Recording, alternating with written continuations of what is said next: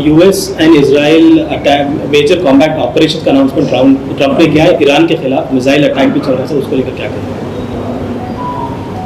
देखिए, सबसे बड़ी बात यह है कि देश के प्रधानमंत्री वजीर आजम का जो इजराइल का दौरा था वो बड़ा अनटाइमली था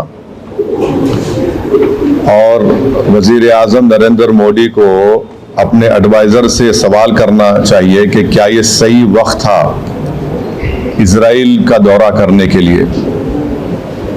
अगर वजीर आजम का एयरक्राफ्ट मिड एयर में होता और इस तरह का हमला होता तो फिर इसका जिम्मेदार कौन होते? और वजीर आजम को, प्रधानमंत्री को देश को बताना है कि क्या नेतन्याहू ने उनको ये बताया था कि इजराइल ईरान पर हमला करने वाला है, और अगर बताया था तो फिर वजीर आजम को चाहिए था कि वो फौरन, प्रधानमंत्री को चाहिए था कि फौरन अपना इजराइल का दौरा ख़त्म करके देश को वापस आते। मैं इसलिए कह रहा हूं कि अटल बिहारी वाजपेयी 1979 में चाइना गए थे और जब वियतनाम पर हमला हुआ अटल बिहारी वाजपेयी वापस आ गए देश को। और अगर इजराइल ने नहीं बताया कि वो यूएस के साथ मिलकर ईरान पर हमला कर रहा है तो फिर ये तो इजराइल ने हमको धोखा दिया। देश की 133 करोड़ जनता को इजराइल ने, भारत की, धोखा दिया है, बिट्रे किया है।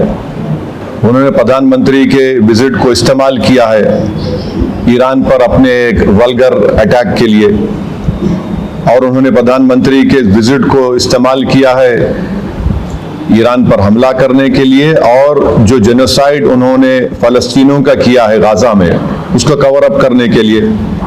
और तीसरा, उसमें मैसेज ये जाएगा कि भारत ईरान के साथ नहीं खड़ा है, भारत इजराइल के साथ खड़ा है। और भारत को क्या हासिल हो रहा है इस हमले से, बताइए? कुछ फायदा हुआ भारत को इस हमले से? छठी बात यह है कि 10 मिलियन भारत के नागरिक गल्फ कंट्रीज में रहते हैं, 10 मिलियन। उन आम उस देश के आम नागरिक पर क्या मैसेज जाएगा कि प्रधानमंत्री मोदी के विजिट के खत्म होने के फौरन बाद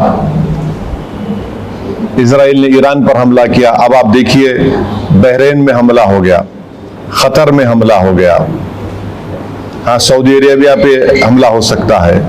तो ये वहां की जनता को हम क्या पैगाम दे रहे हैं? हम तो हमेशा न्यूट्रल थे। देश के प्रधानमंत्री को और बीजेपी को समझना चाहिए